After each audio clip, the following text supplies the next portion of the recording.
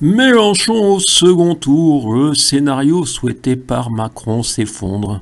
Zemmour de Bolloré, Davis, les militants de la France insoumise y croyaient, ne se retenaient plus d'ailleurs, en voyant les sondages. Oui, Mélenchon montait.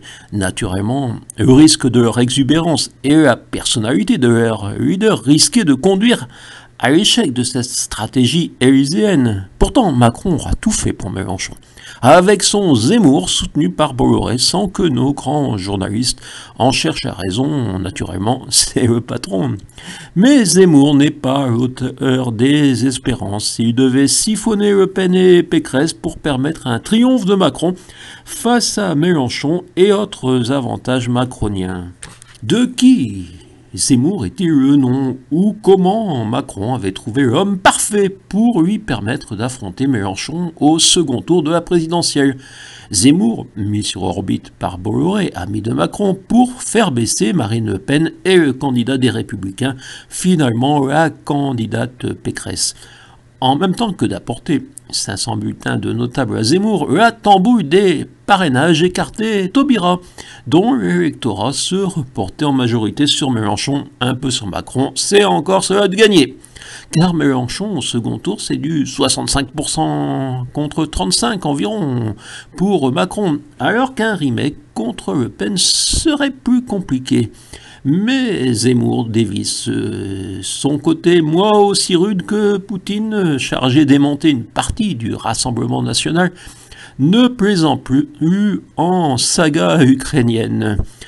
Quand, en se rasant, Macron a commencé à chercher le bon tempo et les bonnes conditions de sa réélection, il a naturellement écarté l'idée de rejouer la partition de 2016-2017. Vous vous souvenez, moi Macron contre le système. Emmanuel Macron, après son mandat de petite main des milliardaires, pouvait difficilement se prétendre de gauche, certes peut-être d'une gauche fabusienne. Donc, l'idéal pour sa réélection, c'est qu'il soit le candidat de la droite. Pour les observateurs conditionnés, c'est impossible. Eh bien si, en sélectionnant les candidats les plus utiles. Et même, il s'ajoutait une cerise sur son gâteau, pour finalement obtenir une partie de l'électorat de gauche, grâce à Jean-Luc Mélenchon catapulté au second tour, une forme de hold-up.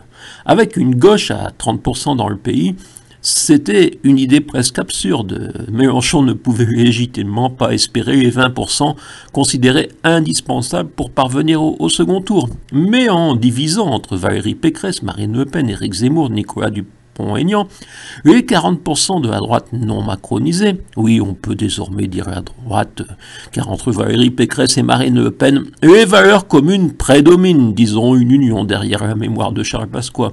Ainsi, on arrivait à une qualification possible des 15%. Nos grands chroniqueurs ont considéré Vincent Bolloré au service d'Éric Zemmour. Mais de qui Éric Zemmour était le nom, aurait-il dû se demander.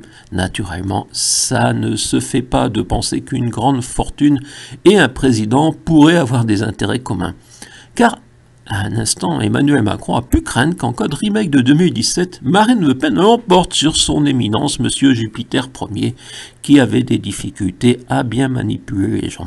Bien sûr, Mélenchon ne pouvait atteindre 15% si Christiane Taubira avait obtenu 500 parrainages. Alors François Bayrou a réussi la tambouille des parrainages avec sa banque de notables dévoués. On ne savait pas ce qu'il faisait, il tambouillait. D'ailleurs, sans tambouille, Zemmour ne les obtenait pas, ces 500 parrainages.